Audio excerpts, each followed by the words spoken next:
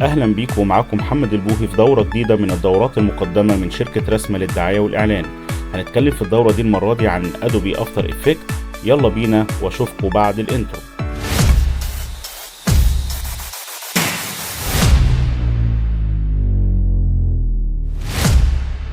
هنتكلم في الدورة دي المرة دي عن برنامج أدوبي افتر افكت، وهو اللي هيعلمنا ازاي نعمل الانيميشن والجرين سكرين والانفوجرافيكس. الدورة المرة دي مهمة وجميلة، وياريت كلنا نركز مع بعض ونحضر الورقة والقلم.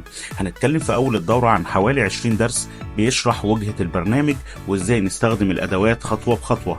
يلا بينا عشان أوريكم البرنامج ممكن نعمل بيه ايه.